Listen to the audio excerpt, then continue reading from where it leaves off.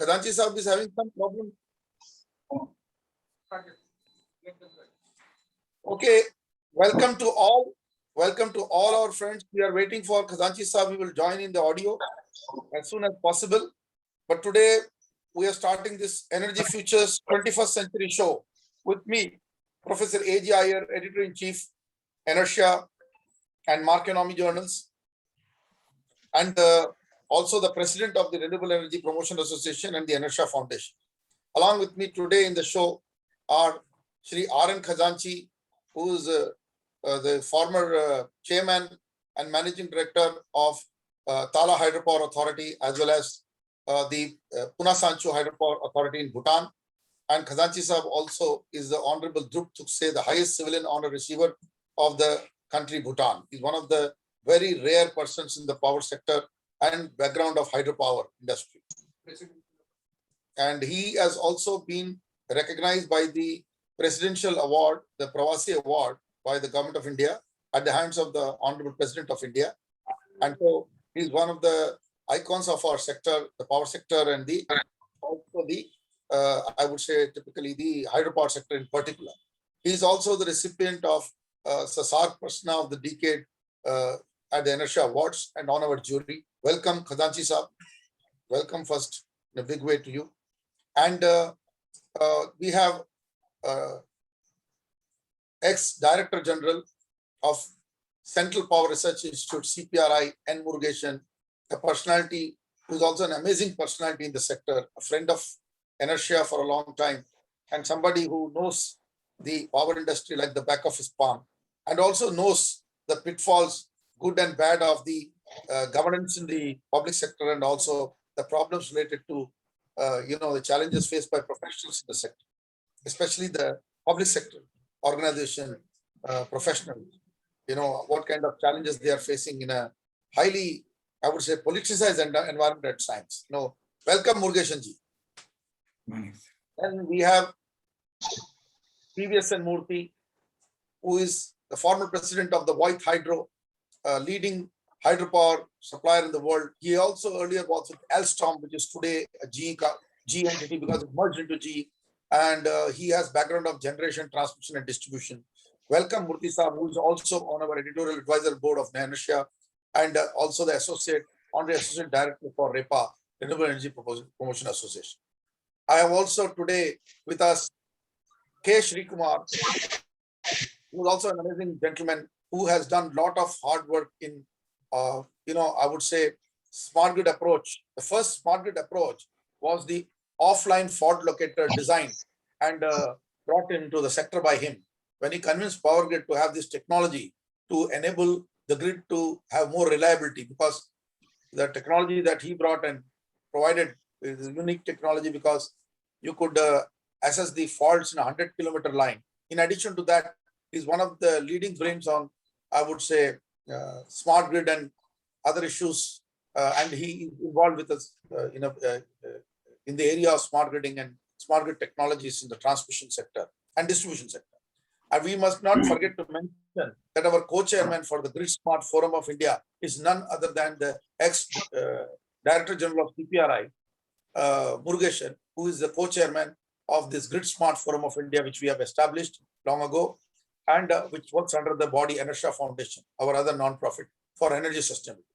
With this brief introduction, I wish to first give a background of what we are entering, because this show is again a continuum show. So what is the current situation that we are tackling and what we are looking at? India today, when we have all come here today, is having about 383 to 384 gigawatt of installed capacity of power generation, which is our capacity index. Of this 383 gigawatt, the broad breakup is we have something like 200 gigawatt coming from the portfolio of thermal power, that is coal, and a little bit of gas and oil-fired power plants. But predominantly, we would say about 198 gigawatt is more or less, we can say, is the thermal side.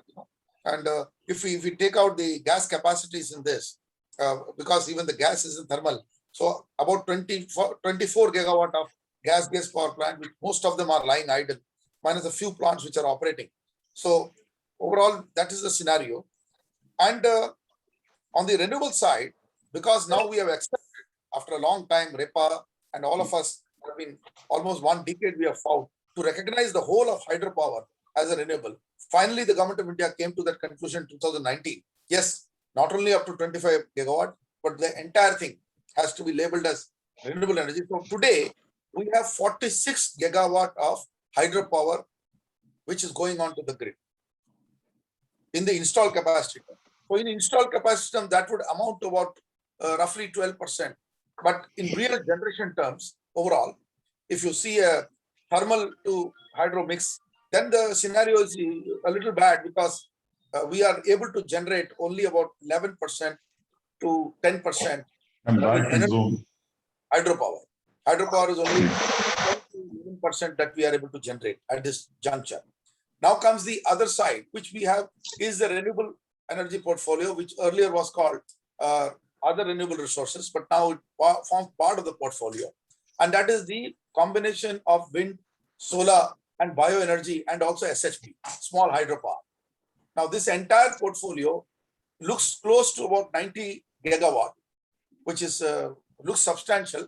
It looks bigger than what hydropower is, but factually, this may not be true, because if you look at the efficiency of conversion, hydropower has a higher efficiency of conversion. Let's take just, we all know that, and so the people who are going to watch this, and as we load it in the next stage, we'll come to know that a solar energy, which we are talking about solar power, photovoltaics, which has reached about 37, 38 gigawatt and inching towards 40 gigawatt. Only 20% of that, or actually 19% of that today can be considered as actual energy generation. It's as low as that. For wind also, the situation is very similar. This may improve to about 23 or 25% in another 1 or 2 years. So that means in energy generation terms, what we are discussing as a, let's say 100 gigawatts solar in the future would actually end up only 25 gigawatt of power generation. While 100 gigawatt of hydropower will give you a 58 gigawatt of power generation. And then the second factor to this is the solar being informed only 6 hours of generation will be possible in a day, while hydro you can generate throughout the day. Yeah, so these are the factors that we need to put in public domain, that when we jump that we have 90 gigawatt and tomorrow 100 gigawatt, the efficiency factor of solar or wind can never be compared with our phenomenal contribution from hydropower. So today also, from all angles, hydropower with that kind of capacity remains our mainstay in the renewable portfolio, and the only energy that is a plug and play, and we all know that can come and go off the grid, and other than that, gas-based power plants can do the same thing. We have discussed this umpteen number of times, but since this show is the first time, I'm referring to this. Now, perspective-wise, how do we see it? The reason that the economy will grow or India's economy will perform, we have when before COVID, we had a 2.9 trillion traction, and I presume with all the data that is coming, we have come down to 2.4 to 2.6 trillion already, and it may even come down below 2.4. But if we consider that we are presumption-wise, we are at $2.4 trillion, then we are powering this $2.4 trillion with a 383 gigawatt installed capacity. Now, purely comparing that installed capacity, what China has is just not imaginable. China is, I heard of late, the data that is coming to me is in the region of 1800 to 2000 gigawatt. And what is the population of India? The population of India is about 1.38 billion. And that of even China is about 1.4 billion. So we have an ability, installed capacity wise availability of 383 gigawatt, which we actually use only 175 gigawatt of the same. While China, on the other hand, has a availability of close to 1800 to 2000 gigawatt, and what they are accessing is minimum 55 to 60% of that capacity. That means when we are accessing 175, they are accessing 10 times more, almost, or 8 times more. That's the scenario. Now, for the US, it is even better if you look at it, because US has got a population of only 330 million people, and they have access to almost the same capacities as China has. So, and then with the 60 hertz frequency and all other things looks more stable because we are on 50 hertz. America has 60 hertz system. In a 60 hertz system, the losses are less. compared to the 50 hertz system, more stabler.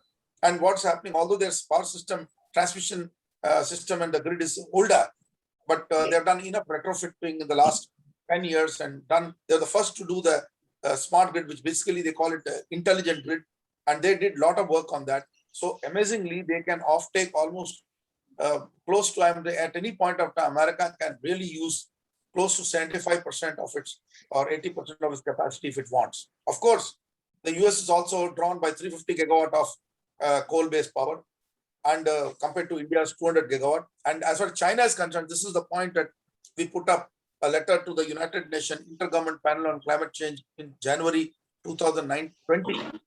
Early January, we wrote this letter. And 2019, we wrote this letter. And that letter has been repeated.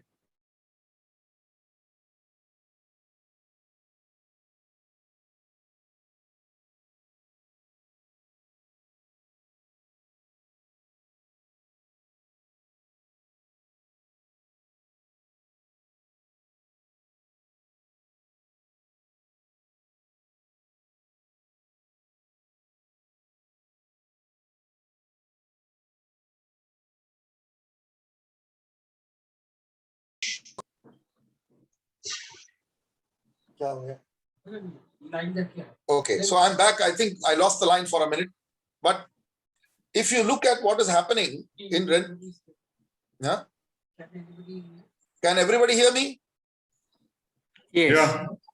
Okay. I'm back because there's some technical issues. It got disconnected. But I'm coming to the same figure. What's happening is, if you compare the renewable part of it, China has 500 gigawatt of hydropower to India's 46 gigawatt. This is the fact. And the second part is that in case of solar also, China has crossed 250 gigawatt, where India is crossing 40 gigawatt. Similar situation is with wind also. India's wind capacities are in the region of the same 40 gigawatt, 35 gigawatt to be precise. And China's wind capacities are upwards of 100 gigawatt, almost 70 to 100 gigawatt is what we are seeing, So therefore, you can see the whole comparison to the GDPs also. We have a 2.4 trillion or 2.9 trillion GDP, whichever you want to take at the pre-COVID or post-COVID level. China has got 13 trillion post-COVID right now at this juncture, which was about 14 trillion, about 1 trillion they have lost. And also America, which is 23 trillion, will be in the region of about 21 to 22 trillion. So we know that there is a clear figure explaining that access of per capita energy or electricity terms makes a country more powerful economically also. Now, I hope I have laid the agenda of the first shot to get each one of you, and I want each one of you to respond. I'm starting with, and I will like everybody to use 2 minutes so that we can get everybody in, starting with R.N. Khazanchi Saab. Khazanchi Saab, this entire situation of providing energy access, that our per capita access is not more than 1300 kilowatt hour per person per capita, while the Chinese can do that at about 2,500 and the Americans can do at 5,000. So should not this change? Professor Iyer and all other members here, if you go to 90s of last century, you would find population in China more than ours. Yes. And if you compare per capita, installed capacity, electricity consumption used to be almost same. And within a short period of 15 to 20 years, they overtook us and manifold. Should that not happen in our country? Why do we stay back?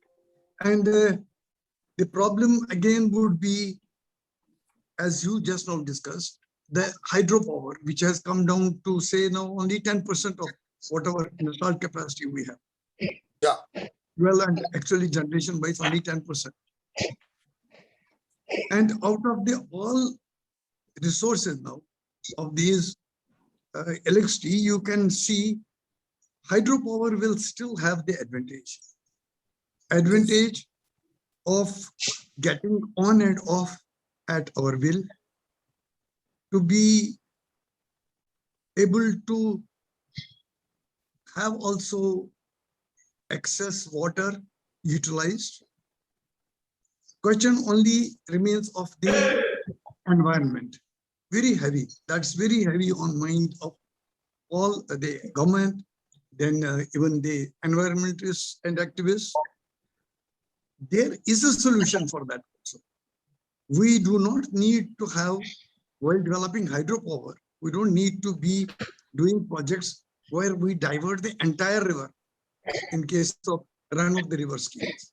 No, do it partially. And to make it viable, the government will have to take the brunt and subsidize the electricity generation for meeting the environment flows. Right now, the environment flow of this percentage is not workable. It's not workable because I have practically seen immediately after commissioning of a project, even hydropower, this run of the river, immediately downstream of the dam or the diversion structure, the river reach becomes almost dry. Right. Which is very painful for any environmentalist. So when we come to even this mix with other sources, it needs to be then justified. Its environmental effects need to be taken care, and that's how we can proceed.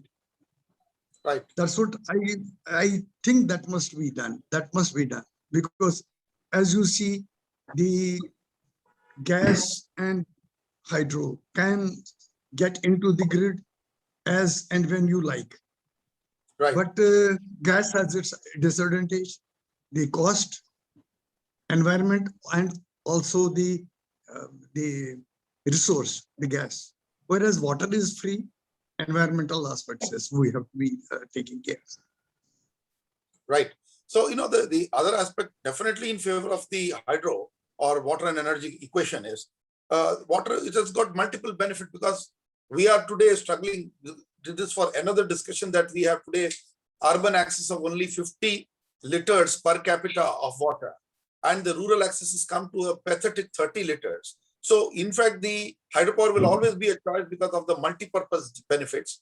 When a dam or storage project comes in, and then pump storage also comes in, the advantage that it brings in is the water advantage, because water is the principal advantage, and energy becomes a byproduct, an automatic byproduct, and gives the spinning reserve peak equation. And so, therefore, that comparison will always overweigh the choice of gas, to operate basically the grid. So, I think you are absolutely right. And we have tremendous capacity because the government has been officially depending on its 1960-70 survey of saying that Arunachal Pradesh has only 53 gigawatt of capacity, which is untrue because Arunachal Pradesh itself has 150 to 200 gigawatt of hydro potential, just one state. And I have now got this thing about Chenab Basin. The Chenab Basin, already the development of the projects is 3,500 megawatt worth of projects are under development in the Chenab Basin. And overall, if you compare the Satluj and the entire Indus River Basin model, then India is talking about massive capacities in the region of 40 to 50,000 megawatt in the Indus Basin. Then the Brahmaputra Basin, which is bigger than the Indus Basin, right, will also give us close to 70, 80,000 megawatt, the one basin. And that capacity is equal to the entire capacities lying in Nepal. Nepal roughly has about 83,000 megawatt, which is 83 gigawatt.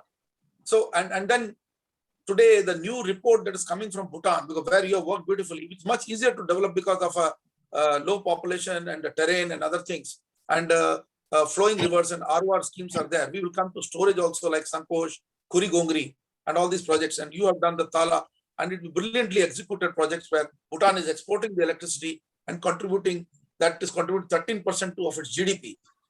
So the capacity that Bhutan has, Bhutan's own government came up with a new hydropower policy of late, which says 39 gigawatt, but our own assessment is about 45 gigawatt, because that does not take up the other smaller run-of-the-river projects, which are also possible, and they have done it on their own, and with the help of India funding and global funding and other development financial institution funding. So overall, if you see, India alone has a hydro potential of more than 250 to 350 gigawatt in that region. If we add pump storage, to 250 gigawatt. We are talking 340 to 350 gigawatt of hydropower. So that is the message that the government has to give. Government is talking about, I don't know why we are so, this thing about Arunachal Pradesh capacity. We must know the Chinese are aiming at the water in Arunachal Pradesh. They are not bothered about the 10 lakh population with the largest North Indian state or Northeast state. Arunachal Pradesh is the largest state by area in the Northeast by any means. And with the lowest population, somewhat like Bhutan. Bhutan, with about 6 to 7 borders with India, has got only 7.5 lakh population or 750,000 population. Arunachal would be about 10 lakh to 12 lakh, not more than that. So basically, we are seeing as a potential water state. And the duress and why China continues to come is that it is after the water. So we need to develop our water resources definitely. And I go with what Khazanchi Saab has said, that water is the best renewable and sustainable format. And we need to have a political will to go to that direction. With this, I think I need to also move to our other one round of shot with the others. Let me bring immediately, Murugesan Saab into this. Mr. Murugesan, with so much of advent and opportunity for renewable energy, especially solar, wind, bioenergy, and others. Now there is a question whether we need to spend so much on the grid, or do we need to also hybridize it with decentralized and distributed power? Murugesan, sir. Yes, sir. Thank you once again, sir, to meet our friends once again and delving on this important topic. In fact, India has slightly lagged down on what is going to happen down the line another 5 to 10 years. In fact, especially on the area of smart grid, which comprises of renewable and automating the power systems and the electric vehicle storage, all these things we already know about it. It's not that new subject. It was known about 10 years ago. But to what extent we geared up and went fast? That is a clear question, because when you see these United States or even European countries, they were very clearly have a very clear picture about what is going to happen another 10 to 15 years or 20 years down the line. And they geared up to see that how the grid has to react. So what are things to be done? They have done it much in very advanced stage about 10 years ago, not now. If you see that pump storage, it is in the range of 3,000, 4,000 megawatt is available long back. It is not that new. But where did we go wrong?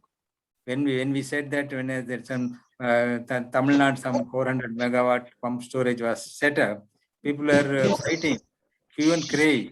They never understood that this is the only storage available as of now, large storage. There is no other batteries or any technologies available. So quickly, we have lots of hydro stations throughout India.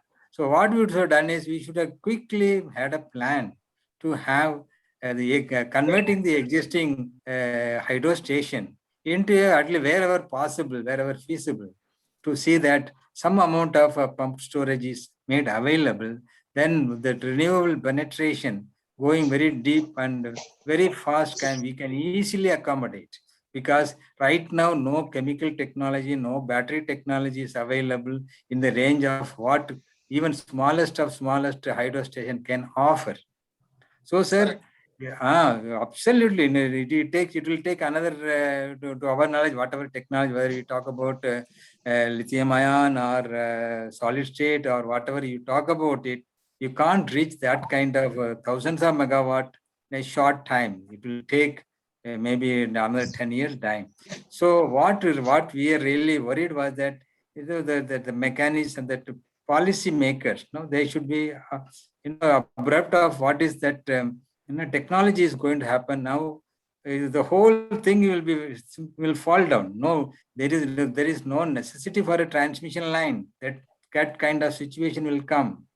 So how we are going to geared up, because it is going to be then the solar energy density goes higher and higher.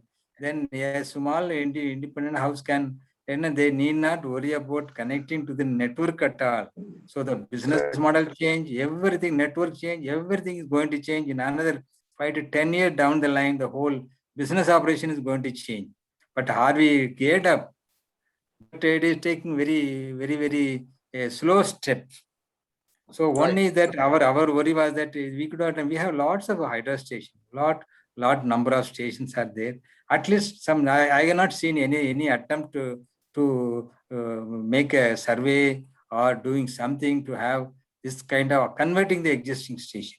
That is missing. That is a major important. Otherwise, the daytime, you generate a lot of solar energy. You may not be able to store it. And the grid is going to for a task because the frequency all maintaining automation. Then we will say that don't put a renewable inside the network.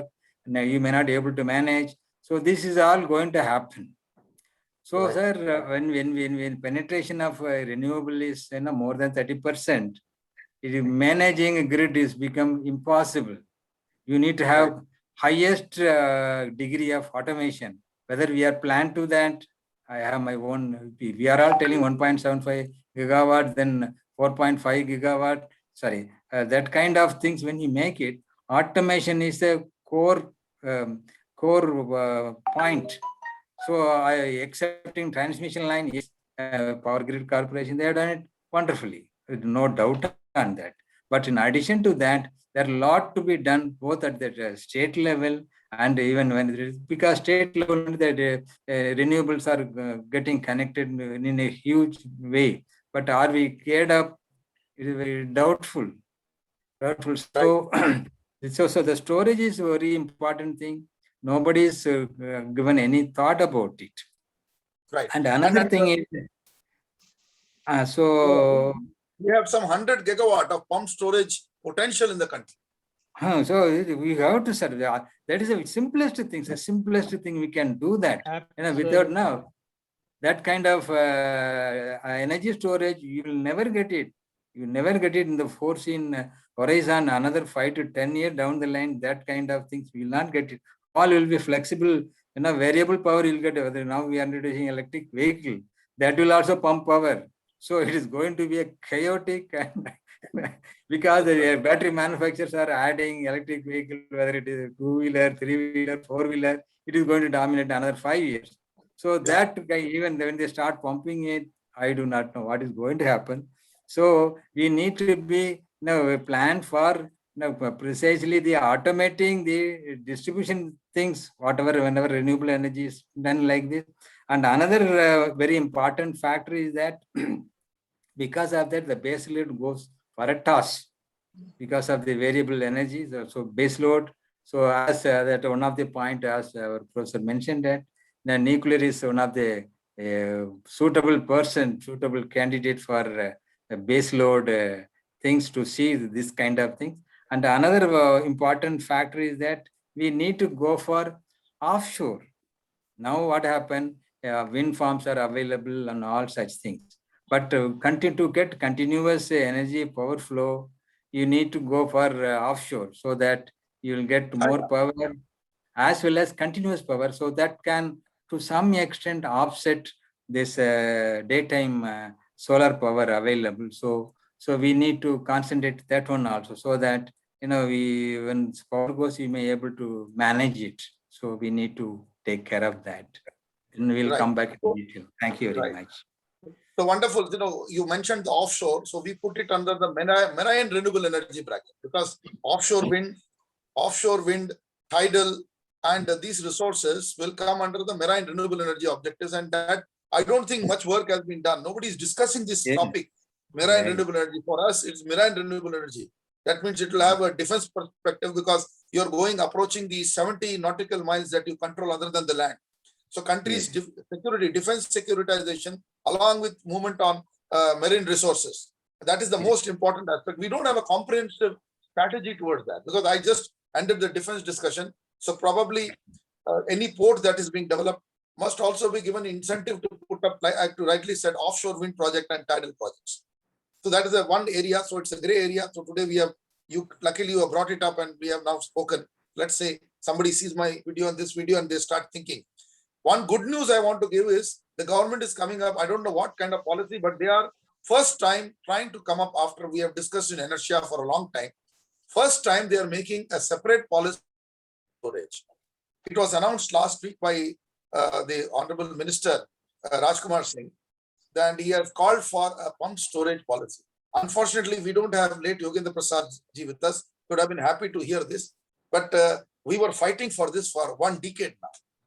So, so with that, I want to go to Sri Kumar. Again, coming back to the grid issue. You know, with all this kind of centralized grid development, do we really need to put, there is a lot of decentralization, as Murugesan have also pointed out, and I also fired that salvo. Sri Kumar, do we need to develop only grid technology, or we can develop smaller technology? Maybe, you know, there is also a question of smaller decentralized nuclear and thorium-based reactors will come. It could power a city. It could power a township. So why not wear the hat and not only go grid-wise and look at also developing technologies that can go to your homes, go to decentralized societies, industrial estates, colonies, townships? Why our thinking has not gone to this direction? I'm saying absolutely. I'll share my experience from Dubai Electricity and Water Authority. The thing is, what they did was they created a regulatory in 2016 in which every corporate building and home can participate as a way of net metering. Okay. Or you can also have your storage done in that. So by this, they became super surplus in energy availability. And this is what they are planning for the future. Like, for example, you have all the metro stations where escalators are there.